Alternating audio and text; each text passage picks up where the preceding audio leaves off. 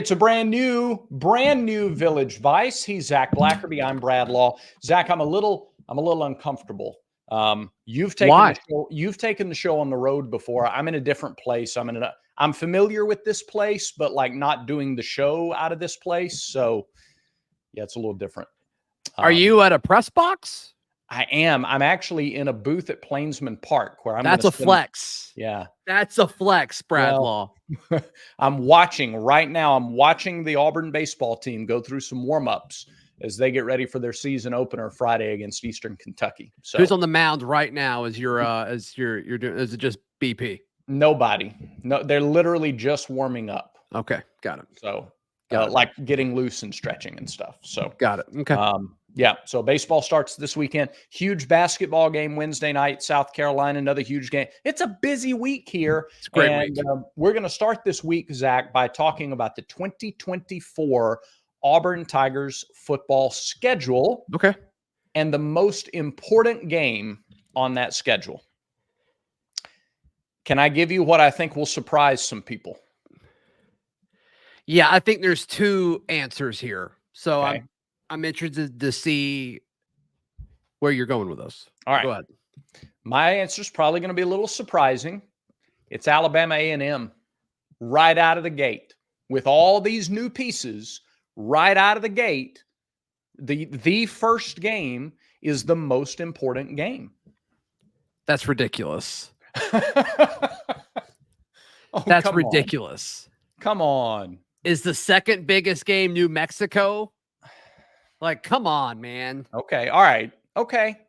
So you don't want that as you don't want the that's the answer the coaches would probably give. You don't want the coach answer? No, we're not coaches. That's fair.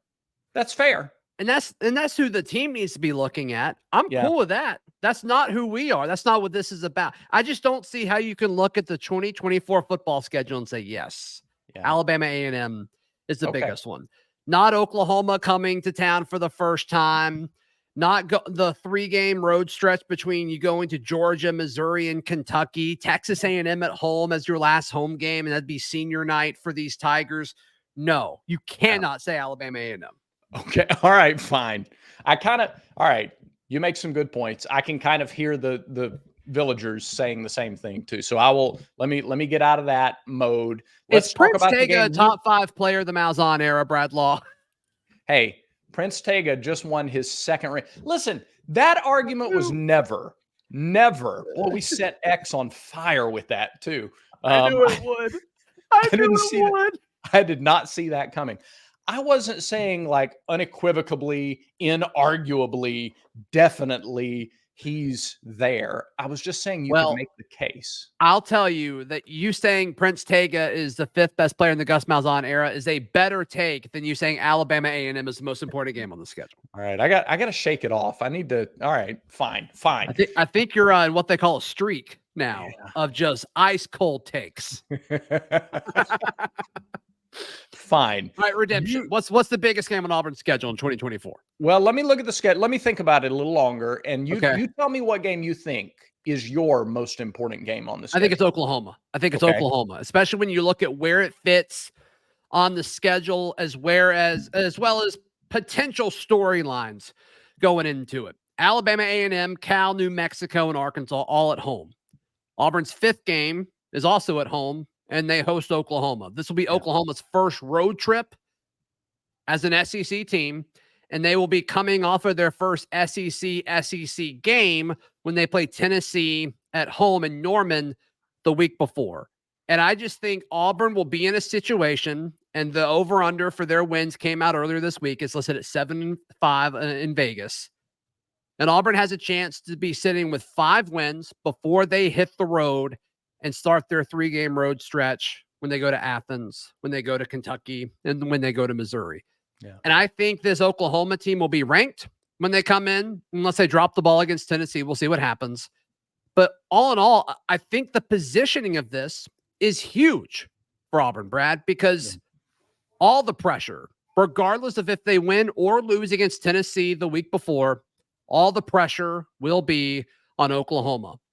Either they're going to be emotional because, hey, yes, they won their first SEC game And it's probably going to be against a top 20 Tennessee team, maybe top 15. We'll see how their season starts. Yeah. Or they lose, and the narrative is what? Oh, they don't belong.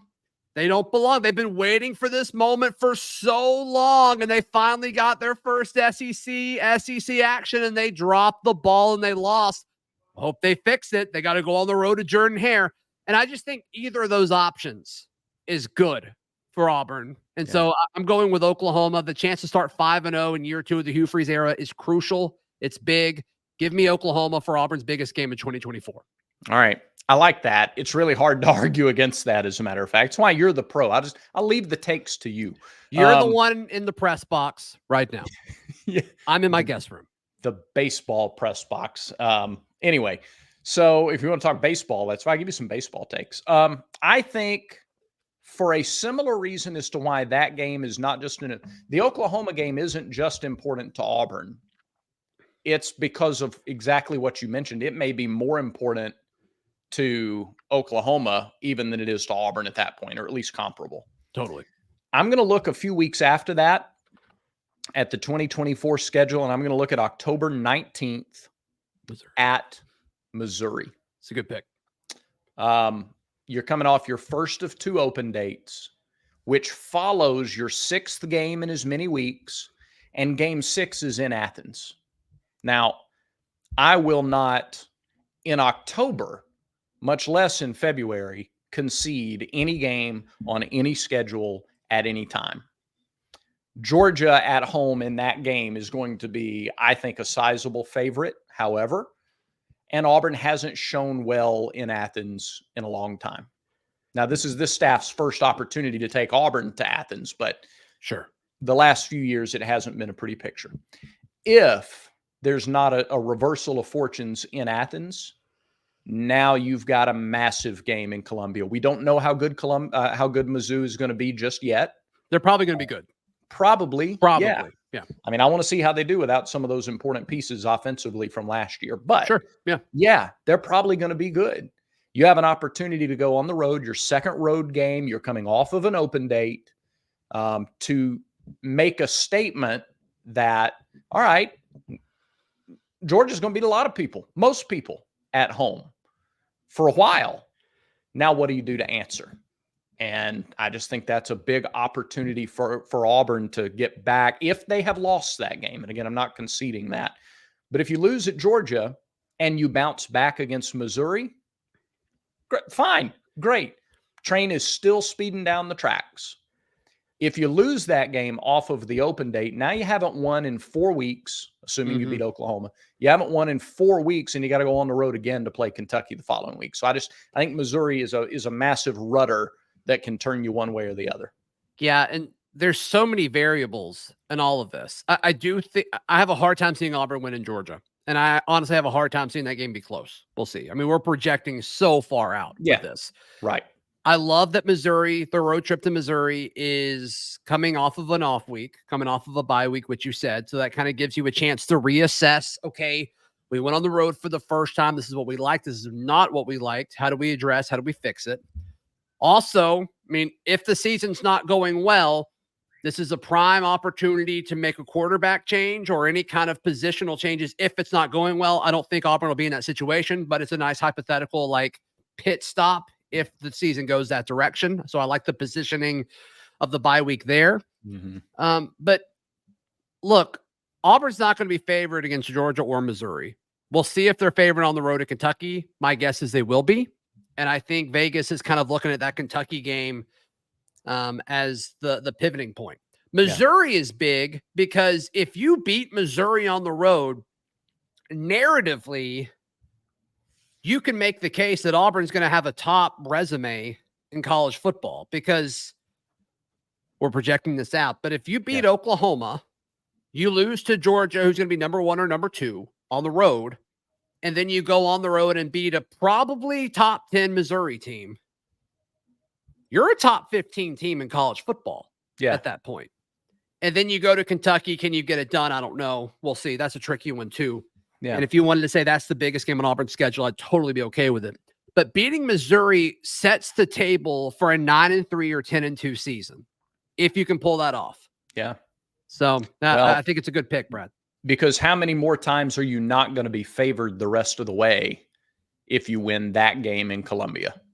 You'll be favored at Kentucky, you would think, right? Even if you lose that game, depending on how things transpire, but yeah, I'm expecting Auburn to be favored to win at Kentucky. You're expecting them to be favored against Vandy at home, ULM at home, Texas A&M, million variables with that situation. Yeah. But right now, I would guess Auburn is favored of that. And then, of course, Alabama's going to be favored in Tuscaloosa for the Iron Bowl. Yeah. And if you're putting yourself in position with a 9-3, 10-2 type of year, you've not just achieved more than what like the February line was set, but you're putting yourself in the playoff discussion at that point. Yeah, I'm with you. So I'm with you. Didn't that take feel better than saying Alabama State? Didn't that feel better? Do you feel better now? One game at a time. One game at a time, Zach. One game at a time.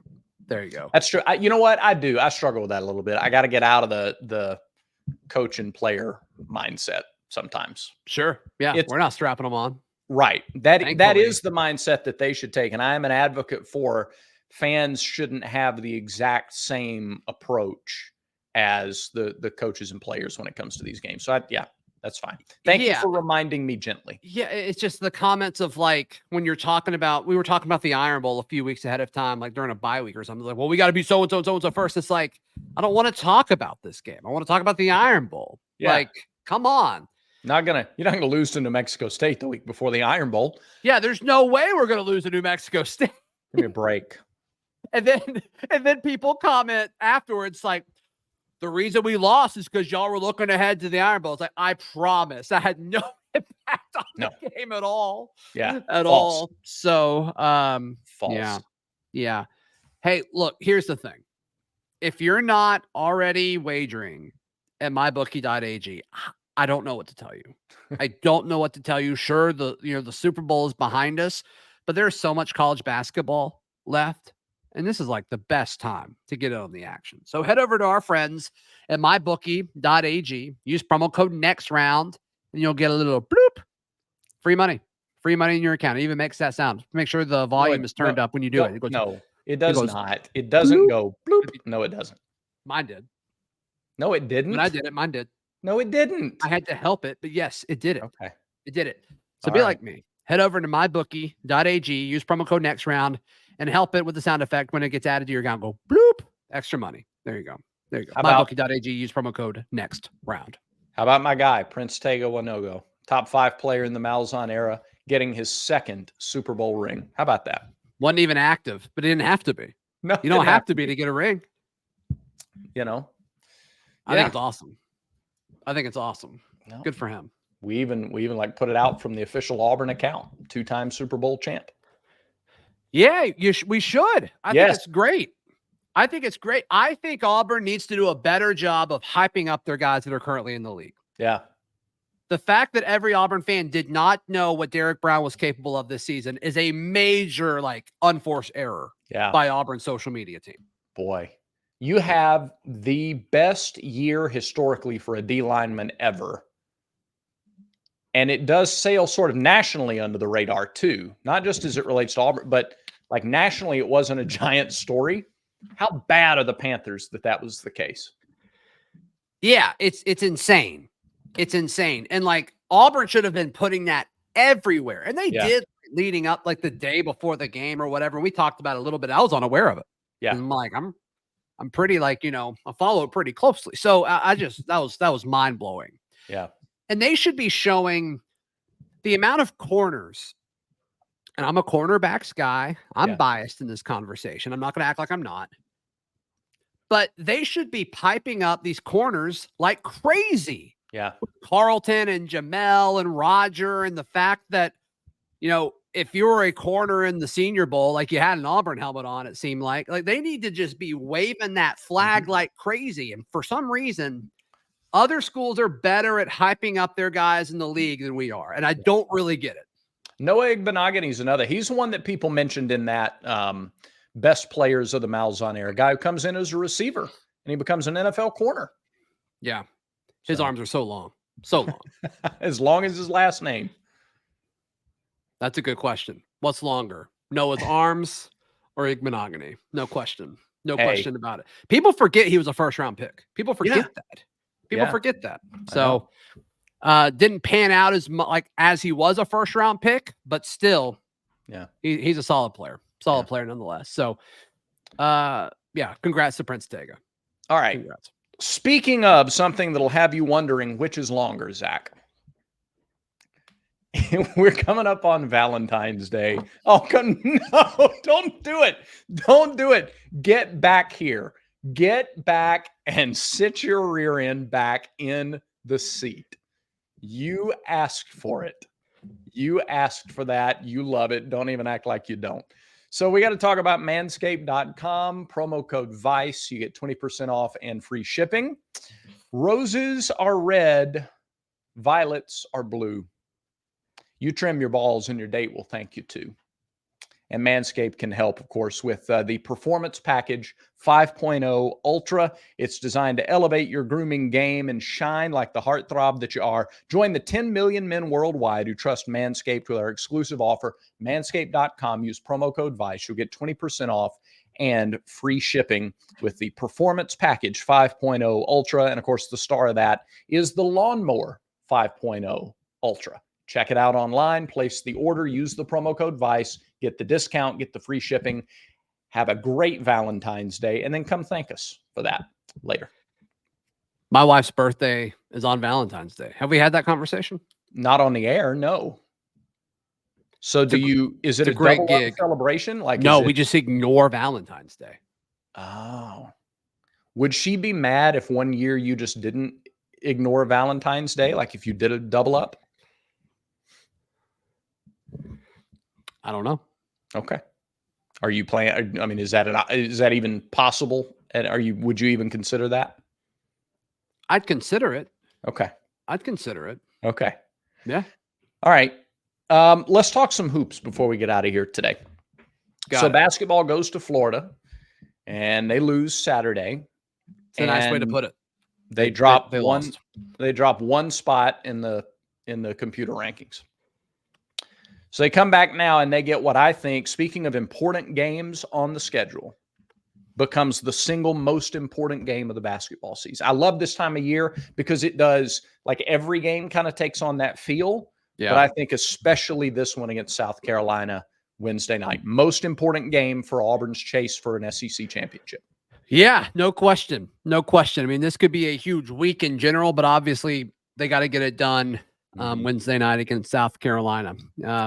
Due to tiebreakers and all that, South Carolina is the number one team in the SEC.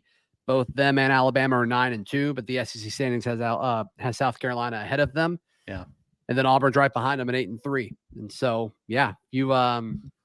Auburn needs a little help because of them dropping the ball against Florida, but you got to control what you can control. And if you can beat South Carolina and Kentucky this week, it takes care of a lot of things. I see of the 7 games that are left, I have tremendous confidence in 6 of the 7. Like I think 6 of the 7 is a better than 50% marker for Auburn to win the game. Not that they can't win all of them, not that they can't lose a lot of these, but in terms of like the Village Vice confidence rankings, I see 6 out of those 7 that I feel best about. So the question is, does 14-4 win the conference? If you project, and a lot of this show has been about projecting, does 14-4 win you the league? I don't think Auburn goes 14-4, but if they did, you're assuming they lose to Tennessee. Is that the one that you don't feel good about? That's the one that I'm not as confident about, just because of how Tennessee's been at home. Yeah, sure. I don't think so. Okay. Because I'm not convinced Alabama's going to lose 2 more games. Okay.